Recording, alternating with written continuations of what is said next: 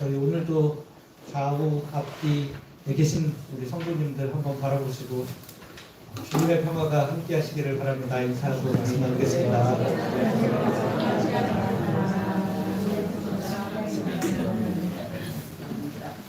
매주 보는 분들이지만 볼 때마다 빌어주십시오. 주님의 평화가 우리 모든 교우들의 삶 가운데 가득하시기를 바랍니다.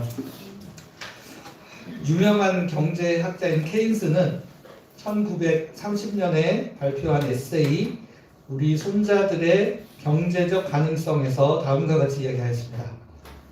100년 후의 세상은 경제 규모가 훨씬 더 커질 것이며 주당 15시간만 일하면 충분할 것이다 라고 미래를 예측하였습니다. 같은 이야기죠.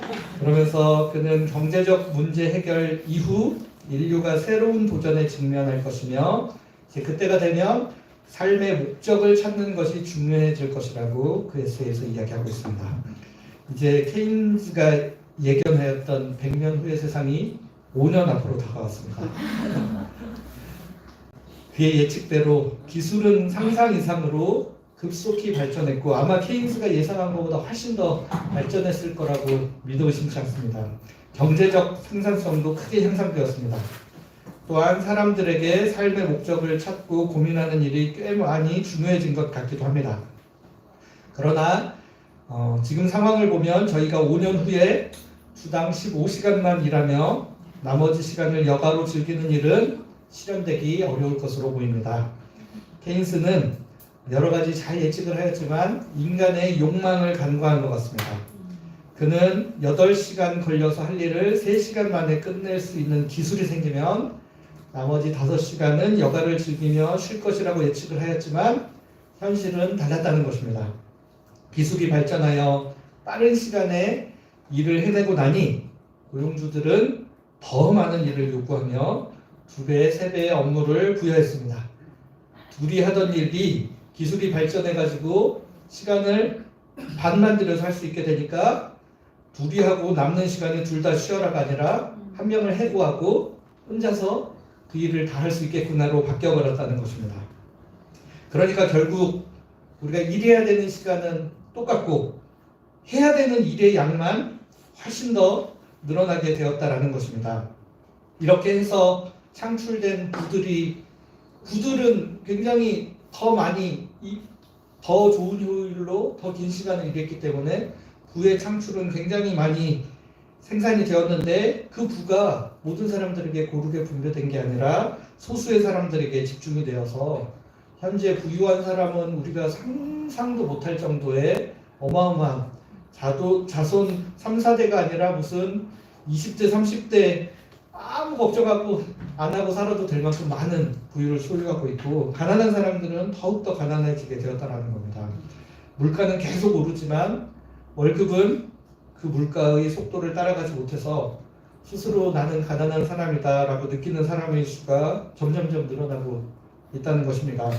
경제 발전이 사실은 인간을 위한 것이었지만 정작 사람들은 그 혜택을 누리기보다는 경제에 종속되어 살아가고 있습니다.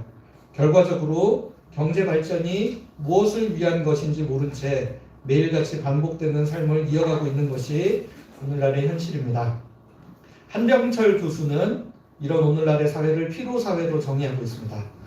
과거에는 바이러스나 박테리아 같은 외부적인 요인들이 인간 안에 들어와서 인간을 위협하는 요소로 인간을 괴롭혔다면 오늘날에는 우리 안에 있는 내부적인 요인들이 인간을 파괴한다고 지적합니다. 사람들은 더 많은 성과를 내기 위해 스스로를 몰아붙이며 피로와 스트레스에 시달리지만 이를 외부의 억압이 아니라 내 책임이라고 받아들인다는 겁니다. 내가 노력을 더 못해서 이렇게 스스로를 탓하는 거죠. 자신의 노력이 부족해서 성과가 부족한 것으로 해석을 하는 겁니다. 그러니까 노력마저도 경쟁하고 있는 겁니다. 내가 죽어라 노력을 해도 나보다 더 노력을 하는 사람에게는 또 밀릴 수밖에 없고 심지어 어떤 사람들은 태어날 때부터 금수저를 물고 태어나가지고 노력조차 하지 않아도 가만히 앉아서 나보다 더 좋은 성과를 내고 있는 겁니다. 그러니까 할 수 있다, 할 수 있어. 우리에게 주는 그 희망의 메시지가 겉으로는 꿈과 희망을 주는 것처럼 보이지만 사실은 안 되는 건데 자꾸 할 수 있어, 할 수 있어 이렇게 우리를 몰아붙임으로 인하여 끊임없이 더 많은 성과를 요구하며 이는 또 다른 형태의 폭력으로 작용한다라고 제가 말하는 것이 아니라 우리 한명철 교수님께서 이야기를 해주고 계십니다. 우리 안에 있는 기독교 내에서도 한때 긍정의 힘 막 이렇게 했던 게 사실은 우리로 하여금 이렇게 피로하게 만든다라는 것을 지적하고 있는 것입니다. 그러니까 이 과정에서 많은 사람들은 좌절과 낙심에 빠져서 예전에는 무슨 홍역이나 전염병 같은 게 인간들을 굉장히 파괴하는 그 시대를 상징하는 질병이었다면 현대사회는 번아웃, 우울증, 주의력 결핍 같은 신경학적 질병이 바로 이 시대를 대변하는 시대적 질병이다라고 이야기를 하고 있습니다. 교회도 마찬가지입니다. 과거 잘 나가던 시절에는 교회 문만 열면 이 교회를 오픈만 하면 성도들이 막 모여들었고 동네에서 즐길 거리가 부족했던 때에는 많은 사람들이 교회에 모여서 교회는 또 그 사람들의 기대에 부응하기 위해 굉장히 다양한 프로그램들을 사람들한테 제공하면서 굉장한 급속하게 성장을 이룰 수 있었습니다. 그러나 시간이 지나면서 사실 교회의 본래 목적이 무엇인가 생각해 보면 참된 안식을 제공하고 사람들에게 살아가는 삶의 의미를 주님 안에서 잘 찾아갈 수 있도록 하는 게 교회의 제일 중요한 목적이었는데 이제 교회가 오히려 사람들을 피곤하게 만들고 정상적인 일상생활마저 어렵게 만드는 주체가 되어버렸습니다. 그렇게 정신없이 달려가던 교회들이 이제 우리 코로나19라는 뜻밖의 장애물을 만났습니다. 이미 기독교가 전반적으로 하향세에 접어들던 시기에 만난 코로나19로 인해 교회는 더욱더 급속하게 쇠퇴하였고 무기력해졌으며 점점 사회와 분리된 고립된 삶과 같은 존재가 되고 말았습니다.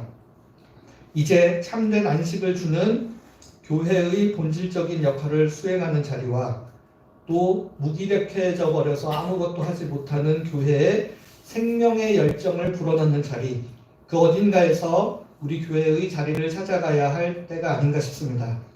오늘 하나님께서 주시는 말씀을 통해 우리 개인이, 우리 교회가 어떤 자리에 위치해야 하는지 함께 생각해보는 시간이 되었으면 좋겠습니다.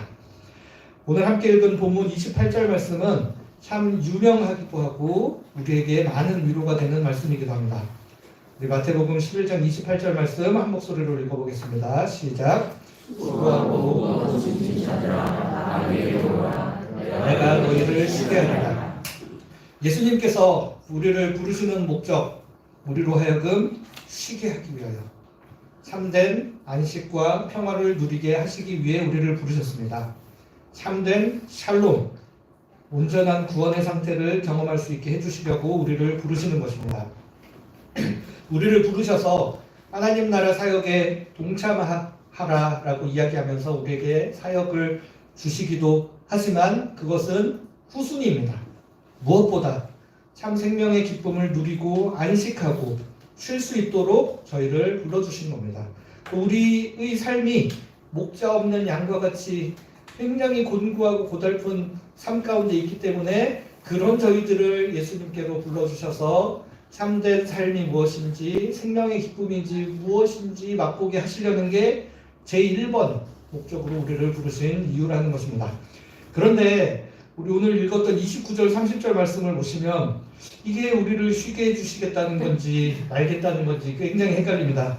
이어진 29절 30절 보시면 나는 마음이 온유하고 겸손하니 나의 멍에를 메고 내게 배우라. 그리하면 너희 마음이 쉼을 얻으리니 이는 내 멍에는 쉽고 내 짐은 가벼움이라 하시니라. 멍에를 우리에게 같이 매자고 말씀을 하십니다. 이거 멍에 매면 우리가 도대체 쉴 수가 있나? 우리의 상식으로 멍에를 매서 쉬어지고 편해지고 이런 게 과연 가능한가? 라는 질문이 우리 안에 생길 수밖에 없습니다. 멍에라는 게 등장하죠. 분명히 우리가 지고 있는 무거운 짐을 주님 앞으로 다 가지고 오라고 하시고 쉬게 해주시겠다고 하셨는데 다시 우리에게 멍에를 매라고 말씀하고 계십니다. 요즘은 농사를 짓지 않기 때문에 우리 어른들은 멍에가 뭔지를 잘 아실지 몰라도 저희 세대만 해도 멍에 대충 알지만 정확히 뭔지를 모릅니다. 그래서 제가 사진으로 한번 준비를 해봤습니다. 인터넷에 멍에라고 검색을 해보면 사진이 이렇게 두 개가 나옵니다. 두 개가. 두 종류의 멍에가 나오죠. 일단 기본적으로 소가 밭을 갈 때 사용하는 것을 멍에라고 합니다. 근데 두 종류의 멍에가 있습니다. 소가 혼자 메고 가는 멍에가 있고 두 마리가 함께 메고 가는 멍에가 있습니다. 그러니까 만일 예수님이 저쪽 왼쪽에 있는 그림을 염두에 두고 말씀하셨다면 예수님의 말씀이 이렇게 해석될 수 있겠죠. 나의 멍에를 메고 내게 배우라. 이 말씀은 그동안 내가 짊어지고 있던 멍에를 너한테 줄 테니까 뒤에 저기 사람처럼 예수님은 뒤에서 끌고 가고 우리를 그 앞에 멍에에다 주시고 내가 이 멍에 어떻게 매는지 가르쳐 줄 테니까 내가 매던 멍에 이제 네가 매라. 그리고 내 멍에는 쉽고 가벼우니까 혼자 짊어질 수 있어. 가스라이팅을 계속하는 거죠. 너 충분히 할 수 있다, 할 수 있어. 이렇게 해석이 되죠. 그런데 이제 우리가 이렇게 두 마리가 함께 매는 멍에를 염두에 두고 말씀을 하셨다면 이리 와서 내 멍에 함께 매자. 내가 옆에서 함께 멍에 매면서 더 쉽게 매는 방법 가르쳐 줄게. 우리 함께 힘을 합쳐서 이 멍에를 매보자. 내가 너의 페이스에 맞춰 줄 테니까 이 멍에는 결코 부담스럽고 힘든 것이 아닐 거야. 내가 전속력으로 달려갈 테니까 무조건 따라와. 이런 식으로 하지 않으신다는 것입니다. 어느 뜻일 것 같으십니까? 네, 당연히 오른쪽이어야 한다라고 생각하고 계시죠. 저도 당연히 두 번째 그림과 같아야 한다고 생각하고 이게 과연 우리의 바람으로 무조건 두 번째야라고 주장할 수 있는지 아니면 다른 근거를 통해 두 번째가 맞습니다라고 자신 있게 할 수 있을지 제가 여러 가지를 찾아봤습니다. 헬라어 단어 여기에 쓰인 멍에라는 단어가 바로 이 두 번째 멍에의 뜻과 같습니다.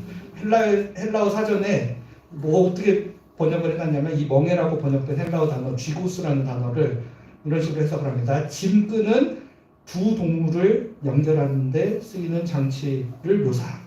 이렇게 돼 있어요. 그러면서 한 가지 뜻이 더 있습니다. 무슨 뜻이냐면 무게를 재는 데 쓰는 저울대. 여러분 저울대 아시죠? 양쪽으로 이렇게 균형 맞추는 저울대. 이러면 좀 더 선명해지시죠? 예수님이 이 단어를 쓰실 때 그 단어가 이 당시 사회에서는 왼쪽의 의미로 해석할 여지가 거의 없었어요. 오른쪽의 의미로 이 단어를 사용한 겁니다. 짐 끄는 두 동물을 연결하는 데 쓰이는 장치. 이 단어가 저울대라는 단어로 쓰고 있기 때문에 둘이 잘 균형을 맞춰서 나가는 둘이 함께 끄는 멍에를 염두에 두신 단어라고 할 수 있습니다. 그러니까 이 멍에를 둘이 함께 해서 일을 정확하게 하려면 만약에 한조가 아까 말한 것처럼 힘을 너무 많이 주거나 막 앞서 나가려고 하면 굉장히 방향이 틀어지겠죠. 보조를 못 맞추기 때문에. 그래서 이 멍에를 정확하게 잘 메고 보조를 잘 맞춰서 하려면 아무래도 좀 더 힘이 있고 강한 사람이 약한 사람한테 맞춰서 천천히 갈 수밖에 없다라는 겁니다.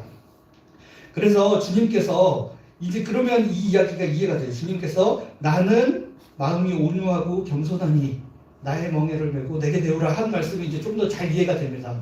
예수님이 온유하시고 겸손하셔서 우리한테 무조건 맞춰주시겠다는 거예요. 우리한테 맞춰주시고 이 멍에를 함께 같이 메고 갈 수 있을 거다. 예수님이 무조건 나한테 따라와 이렇게 강압적으로 푸시하고 밀지 않으시겠다는 겁니다. 그렇게 되니 우리는 주님의 멍에를 우리 주님과 함께 메고 가면서도 우리 마음이 쉼을 얻을 수도 있게 되고 우리가 비록 멍에를 같이 메고 가는 길이기는 하지만 그것이 너무나 부담스럽고 괴로운 멍에가 아니라 쉽고 가벼운 멍에로 받아들여질 수 있게 된다는 것입니다.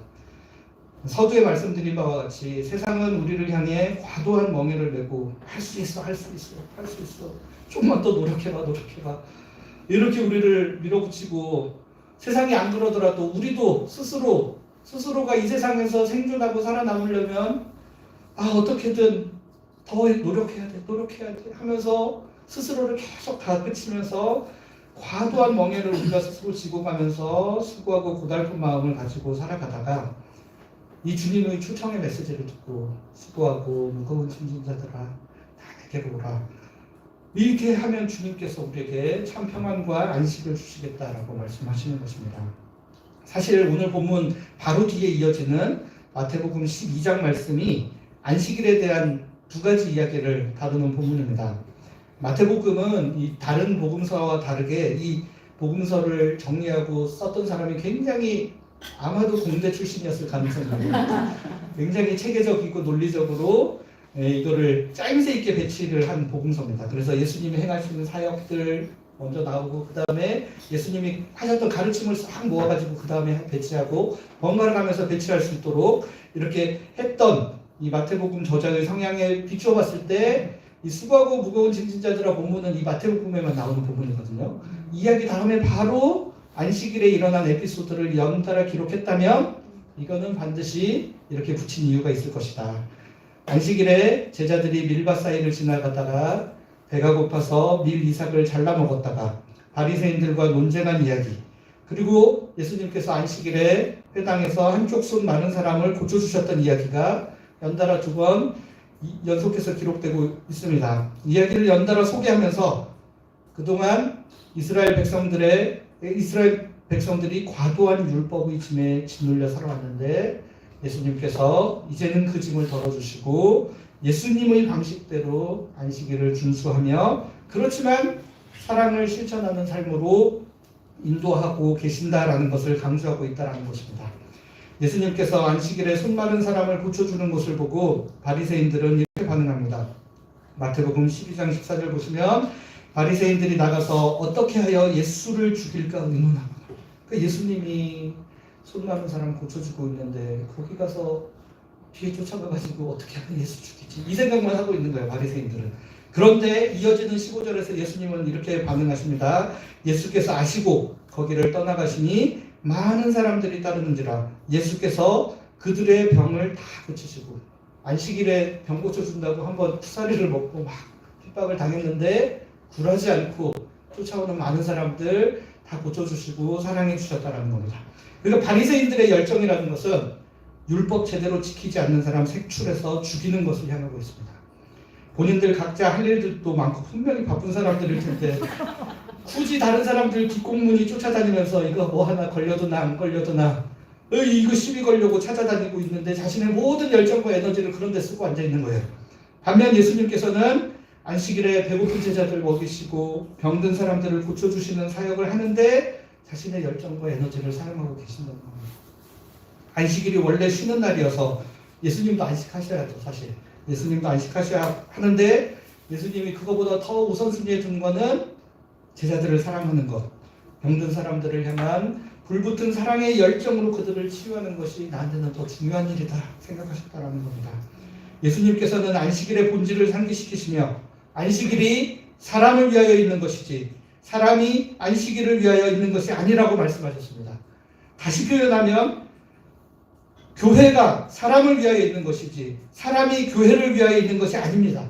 그렇기 때문에 하나님께서 우리에게 주신 참 안식의 의미를 깊이 깨닫는다면 하나님은 우리 모두에게 참된 평화와 안식을 주시고 싶으셔서 이 교회를 세우셔서 여러분들을 이곳에 초청하셨다는 것을 기억하셔야 합니다. 그래서 예수님이 그 사랑의 열정을 가지고 자신을 소진해 가시며 많은 사람들을 고쳐주심으로 그들에게 참된 평안과 안식을 누리게, 다른 누군가가 평안과 안식을 누리게 하기 위해 나의 안식을 자발적으로 기꺼이 내놓고 헌신함으로 섬기는 것, 사랑의 마음에 기반하여 하시는 그 열정이 바로 예수 그리스도의 안식일에 대한 열정이었다는 겁니다. 여러분, 저희 교회도 주일에 교육부서에서 또 일찍 오셔가지고 식사 준비하시는 권사님들의 열정, 다 거기서 오죠. 이분들도 안식하시럼에도 불구하고 다른 사람의 안식을 위하여 나의 안식을 일정 부분 반납하고 사랑으로 헌신함으로 섬기지만 그것이 소진과 괴로움과 과도한 멍해가 아니라 기쁘고 즐거운 마음으로 섬기기 때문에 이 또한 나의 또 다른 형태의 안식이다라고 이야기할 수 있는 섬김과 봉사. 맞습니까, 권사님들? 제가 하지 않는 것이기 때문에 제가 짐작하고 상상만 했습니다. 이게 바로 예수님의 마음일 거라고 저는 믿어 의심치 않습니다. 그렇기 때문에 여러분들 이거 너무 당연하게 생각하지 마시고 사실은 나도 혹시 우리 다른 누군가의 안식을 위하여 좀 더 거둘 수 있지 않을까. 우리 권사님들이 요리를 너무 잘하셔서 나는 잘 그 정도 수준에 이르지 못하기 때문에라고 생각하지 마시고 뭐 옆에 조금이라도 더 거들어서 그 짐을 조금이라도 나눠줄 수 있을까 이런 생각들을 우리가 좀 해본다면 좀 더 창조적이고 아름답게 모두가 안식할 수 있는 일들이 되지 않을까 하는 생각이 듭니다. 예수님께서 우리를 이런 하나님의 나라로 초대하셨습니다. 이것이 바로 수고하고 짐진 자들을 쉬게 하시며 그들에게 예수님의 멍에를 함께 메고 가자고 추청하신 예수님의 마음인 것입니다.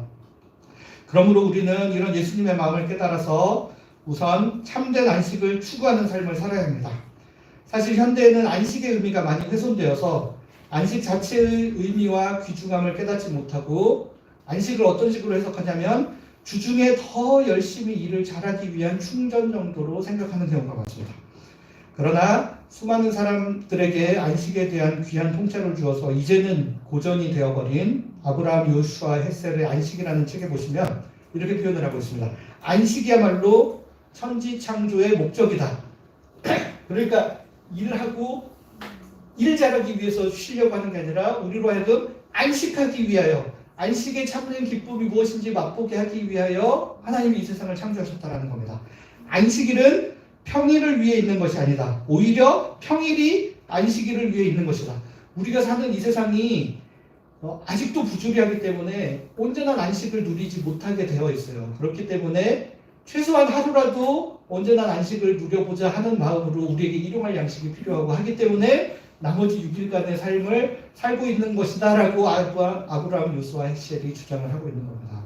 안식일은 삶의 막강이 아니라 삶의 절정이다라고 이야기합니다.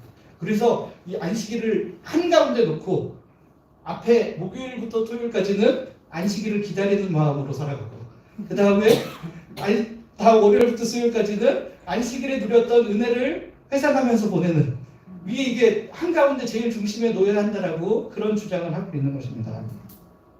안식을 통해 우리 삶의 본질적인 가치를 돌아보고 존재의 의미를 묵상하는 것입니다. 성과나 업적으로 사람을 판단하는 것이 아니라 존재 자체의 의미를 발견할 수 있도록 정신없는 세상의 흐름에서 잠시 멈춰서서 본질에 대한 고민을 하는 시간인 것입니다. 그렇기 때문에 교회도 이런 안식과 평안이 있는 공동체가 되어야 합니다. 일주일 내내 삶의 파도에 휩쓸려 어디로 가는지 정신없이 살아가다가 일주일에 하루 귀중한 시간 교회 와서도 또 그냥 정신없이 휩쓸려 이것저것 하다가 그냥 흘러가던 시간을 보내면 안 되는 것입니다. 일을 더 잘하기 위해 잠시 머물러 가고 하나님께 잘 부탁드린다고 인사드리러 교회에 나오는 것이 아닙니다. 일을 그치고 생산과 성취를 그치고 우리의 근심과 걱정과 긴장을 그치고 주님 안에서 쉬고 안식하며 참된 삶을 향유하는 시간이 되어야 합니다. 주일 예배뿐만 아니라 우리의 모든 종교 생활이 그러해야 합니다. 그런데 어느새부터인가 우리는 신앙생활마저도 경쟁적으로 다른 교회에서 뭐 한다 그러면 뒤처지지 않게 우리도 해야 되는 거 아닌가? 우리 교회가 성장하지 못하는 거는 뭐를 안 하고 뭐를 못해서 그러는 거 아닌가 생각하는 경우가 많습니다.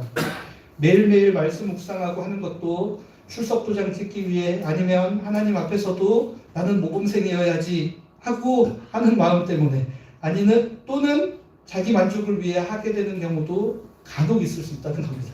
제가 다 그렇다는 게 아닙니다. 우리 모든 것이 그렇다는 것이 아니라 그럴 수도 있기 때문에 잘 돌아보고 성찰하는 게 필요하다는 것입니다. 그냥 아무 생각 없이 매너리즘에 빠져서 흘러가듯 하다 보면 그렇게 될 수 있다는 겁니다. 그렇기 때문에 겉으로 드러나는 모든 종교 행위보다 우선하는 것은 주님 안에서 안식하며 참된 생명의 기쁨을 맛보는 것입니다. 그것을 위해 그것에 도움이 되고 필요한 것은 해야 하고 그것을 위해 도움이 되는 방향으로 교회 활동이 이루어져야 한다는 것입니다. 그래서 교회가 여러분들의 안식과 참된 기쁨을 위한 도움의 역할, 가이드의 역할을 하기 위해 교회가 존재해야 된다는 것입니다. 그렇기 때문에 저는 교회 주중 모임이나 프로그램들은 주기적으로 쉬어가는 시간을 갖는 것이 중요하다고 생각합니다. 제가 좀 더 편하게 목회 활동을 하기 위해서가 아니라 교회자들 사이에 이런 이야기들이 있습니다. 여러분 아시는지 모르겠지만 교회에서는 뭔가 시작은 할 수 있어도 끝낼 수는 없다. 수요 예배 한번 시작하면 매주 계속해야 되고 새벽 기도에 한번 시작하면 멈출 수가 없고 그래서 교육자들 중에는 코로나19 시절을 나름대로 다시 한번 돌아보고 멈춰갈 수 있는 기회라 감사하다라고 생각하는 분들도 일부 계십니다. 일부. 그래서 이제 이런 분위기가 형성이 되니까 이제 뭔가 좋은 아이디어가 떠올라도 막상 시작을 못해요. 사실은 시작하면 이거 끝을 못 내니까 이거 하자 제안을 했다가 이거 원래 이제 예를 들면 가구 같은 것도 여러분 집에 사실 때 뭐를 하나 들이려면 기존에 있는 거 하나 버려야 되잖아요. 근데 이제 교회는 뭐 하나 있는 데다 뭐 하나 시작하면 계속 추가만 되지 없어지질 않기 때문에 교육자들이 굉장히 수동적으로 하던 것만 하려고 하는 경향이 많다는 거를 제가 지난 13년 목회를 하면서 굉장히 많이 깨달았습니다. 그러니까 우리가 뭔가를 시작할 때도 이런 학위와 공감대를 가지고 우리가 하다가 이제 예능 프로 같은 것도 시작하기 전에 파일럿 프로그램 이런 거 해보고 시즌제로 요즘에 하다가 좀 쉬기도 하고 이런 것처럼 우리 교회 안에서 행하는 이런 여러 가지 다양한 프로그램들도 약간 그런 부분에서 좀 더 창조적인 아이디어가 필요하다라는 겁니다. 그래서 만약에 이제 기존에는 뭐 하다가 중간에 쉬거나 중단을 하려고 하면 그런 목회자는 예배를 소홀히 여기는 목회자, 그 다음에 기도를 소홀히 여기는 목사로 오해를 받게 된다는 겁니다. 그러니까 그동안 제가 섬겼던 교회들은 다행히 이런 안식할 수 있는 시스템이 잘 갖춰진 교회에서 제가 목회를 했었습니다. 높은뜰 씨앗이되어 교회나 사랑누리교회는 중간중간 쉬어가는 시간들이 있는 교회였습니다. 사랑누리교회는 8월 한 달을 전 교회 안식월로 정하고 주일 예배를 제외한 모든 프로그램들, 그때는 식당도 쉬었습니다. 그래서 식사도 쉬고 이제 딱 예배만 드리고 한 달 동안 딱 그렇게 하면서 좀 쉬어가는 시스템을 갖추기도 했었고, 높은뜰 씨앗이되어 교회는 이제 이렇게 극단적으로 쉬지는 않지만 대안학교를 운영하고 있어서 그런지 주로 방학 기간에 좀 주중 프로그램을 간소하게 좀 쉬어가면서 가는 시스템으로 운영이 되고 있습니다.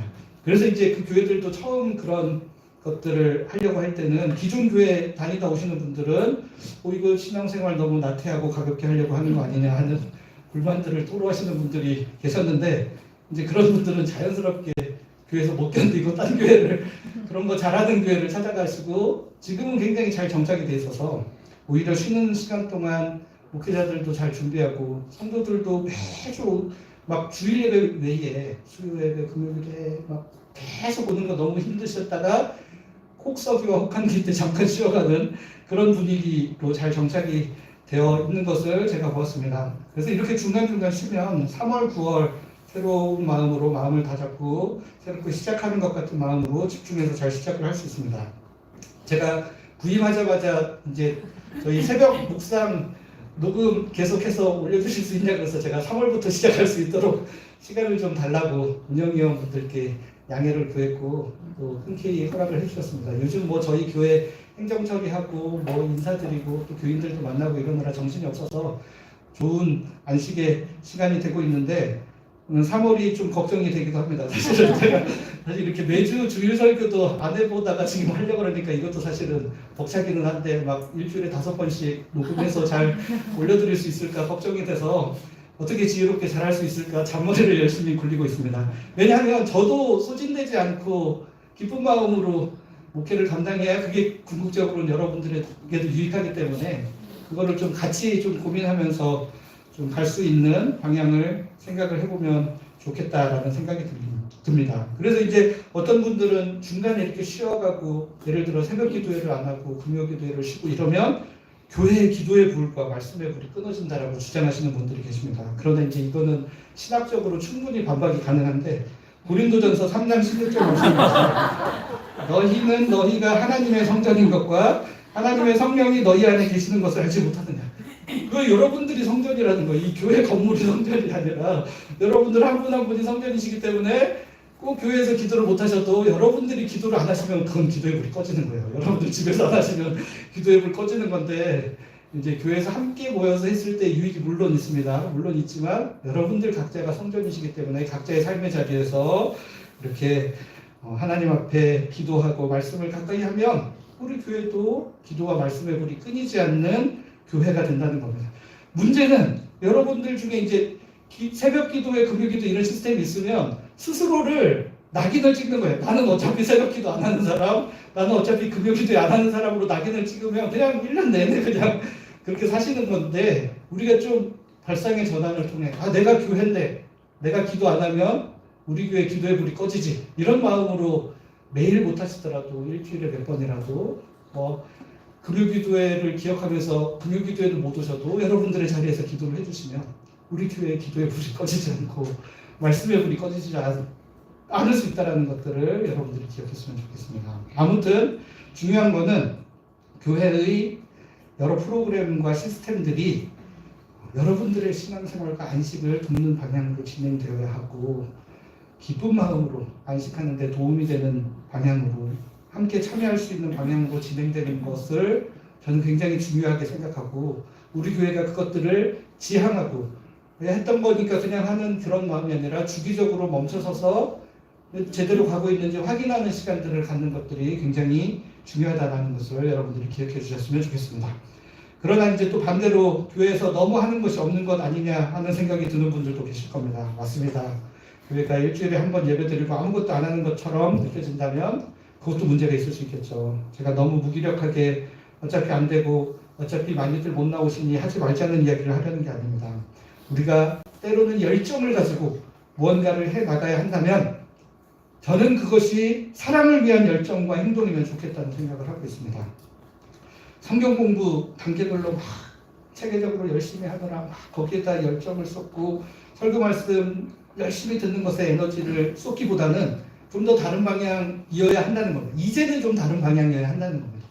물론 한국교회가 신학적으로 빈곤하고 바른 사고를 하지 못해서 어려움을 겪고 있는 것도 사실입니다. 그러나 그보다는 이미 알고 있는 것도 제대로 실천하지 못해서 겪는 어려움들이 훨씬 더 큽니다. 감사하게도 요즘에는 인터넷에 좋은 컨텐츠들이 많이 공유되고 있어서 우리가 마음만 먹으면 좋은 신학 강의도 들을 수 있고 좋은 설교들도 많이 들을 수 있습니다. 물론 이왕이면 그 똑같은 이야기 우리 교회 목사님의 음성으로 좋은 말씀 더 많이 듣는 것도 좋겠지만, 진짜 필요가 있고 여러분들의 마음에 간절함이 있으면 그런 부분의 갈증은 다양한 면에서 얼마든지 채울 수 있는 환경으로 변화되고 있다는 것을 말씀드리는 겁니다. 저는 저희 같은 좀 작은 규모의 교회가 큰 교회랑 경쟁해서 우위를 정할 수 있는 것이 거의 없다고 생각을 하고 있습니다. 좋은 인프라와 주차시설을 갖추지도 못했고, 저 혼자서 대형교회에서 진행하는 다양한 양질의 프로그램 다 제공해드리기도 어렵습니다. 그러나 우리가 큰 교회와 경쟁해서 우위를 정할 수 있는 것이 하나 있는데, 그거는 더 자주 만나고 더 가깝게 지낼 수 있다는 것입니다. 제가 지난번에 섬기던 높은 뜻이라 시대어 교회에서는 제가 담당하던 교구의 성도의 수가 아이들 포함해서 560명 가까이 됐고, 가정수로는 190가정 가까이 됐습니다. 저희 교회 성도 수가 190명이 다 안 되죠. 근데 가정수만 190가정. 산술적으로 제가 막 죽어라 노력해서 일주일에 2가정씩 막 열심히 돌아다니면서 만난다고 해도 1년 동안 다 만나지도 못하는 숫자라는 겁니다. 저희 교회는 지난주부터 교적 정리를 해보니 약 30가정 정도 되는 가정이 등록해서 신앙생활을 하고 있습니다. 제가 좀 여유 부리면서 일주일에 1가정씩만 만나도 1년에 2번 정도는 만날 수 있습니다.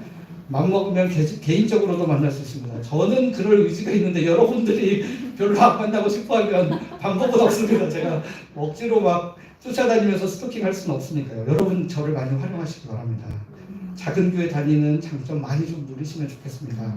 저에게 설교나 강의 많이 시키려고 하시지 마시고 만남의 기회를 자주 많이 가지실 수 있으면 좋겠습니다. 설교나 강의가 많으면 저도 책임감이 강한 사람이다 보니 사무실에 들어가서 연구하고 준비하는 데 시간을 많이 쓸 수밖에 없습니다.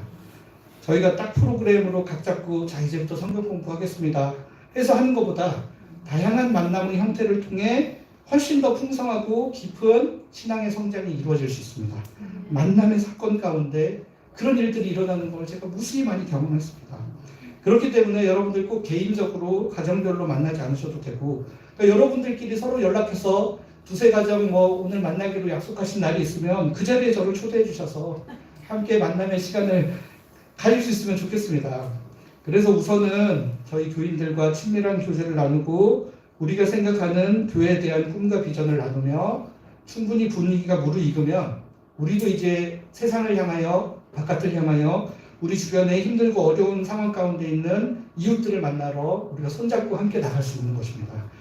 여러분들 제 자기소개서에 막 외부의 어려운 분들 섬기고 했던 내용들도 많이 써서 오자마자 제가 여러분들한테 막 가야 됩니다 이럴 마음이 눈꽃만큼도 없습니다.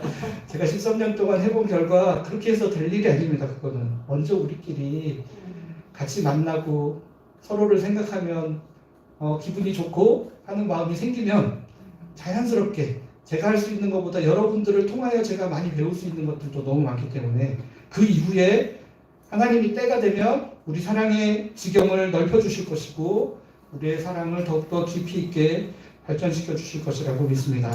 우리가 안식하고 우리가 훈련받아서 쌓은 우리의 열정은 우리가 더욱 사랑하기 위하여 시간을 쓰고 만남을 하는 방향으로 사용될 수 있기를 간절히 바라겠습니다. 사랑하는 성도 여러분, 우리의 삶은 계속 줄타기 하는 것과 같은 삶입니다. 어느 한쪽으로 지나치게 치우치지 않으며 균형을 잡아가는 삶을 살아야 합니다. 열정을 너무 강조하느라 지나치게 소진되고 안식하지 못해도 안 되고 안식을 너무 강조하느라 나태해지고 무기력해져서도 안 됩니다. 그 사이에서 적절한 위치를 잡으며 가야 하는데 이를 위해 가장 중요한 것 중에 하나는 너무 욕심을 부리면 안 된다는 겁니다. 이것도 잘하고 저것도 잘하고 다 잘해야 된다고 생각하면 이도저도 안 되는 경우들이 생깁니다. 잘하는 게 있으면 못하는 게 있을 수도 있다는 것을 인정하고 용납하며 그럼에도 불구하고 우리가 다 못해서 뭔가 하나를 선택을 해야 한다면 뭐가 제일 중요하지? 라고 생각할 수 있는 그런 생각이 굉장히 필요합니다. 이 부분 굉장히 중요한 주제이기 때문에 제가 나중에 따로 설교를 통해 함께 나눌 수 있기를 바랍니다. 뭐가 가장 중요한지 판단하는 것. 주님께서 참된 쉼과 평화를 주기 위해 우리를 부르셨습니다. 여러분, 우리 같은 작은 교회에도 제가 부임하자마자 가정가정 소식을 간접적으로도 듣고 직접적으로 들었는데 이 작은 교회에도 각종 어려움을 당한 성도들이 정말 많습니다. 그만큼 우리 삶이 고달프고 힘들다는 겁니다. 그냥 별일 없이 살 수만 있어도 그게 정말 감사한 일이구나. 이것조차도 정말 쉽지 않은 일이구나라는 것을 깊이 깨닫습니다. 우리 모두 주님께서 허락하시는 참된 쉼과 평화를 누릴 수 있기를 바랍니다. 교회에 오시면서 그런 기대감으로 오실 수 있기를 바라고 교회에서 일어나는 모든 만남을 통해 그런 위로를 경험할 수 있기를 바랍니다. 그리고 우리가 주님 안에서 충분히 안식한 후에는 주님의 멍에를 함께 메고 나아가야 합니다. 우리 주님께서 함께하여 주시기 때문에 그리고 우리 교인들 모두가 함께 그 멍에를 짊어지고 갈 거기 때문에 그렇게 무겁게 느껴지지는 않을 것이라고 믿습니다. 그 멍에를 메고 가는 모든 과정도 우리에게 기쁨이 될 줄로 믿습니다. 그 주님의 은혜를 삶에서 풍성히 경험하는 우리 모두가 되기를 간절히 바랍니다. 같이 기도하겠습니다. 하나님, 지치고 고단한 삶을 살다 오늘 주님 앞에 나와 예배하는 모든 성도들을 기억하여 주시옵소서.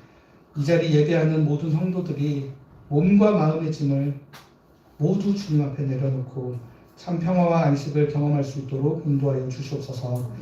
이제는 홀로 그 짐을 지고 가지 아니하며 주님께서 주시는 주님의 멍에를 함께 메고 나아가는 사람들 되게 하여 주시옵소서.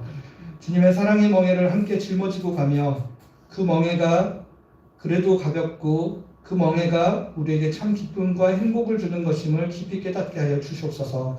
그리하여 매일매일 우리의 삶이 생명의 기쁨으로 충만한 삶 되게 하여 주시옵소서. 예수 그리스도의 이름으로 기도드립니다. 아멘. 같이 화성에 찬양하겠습니다. 우리 자리에서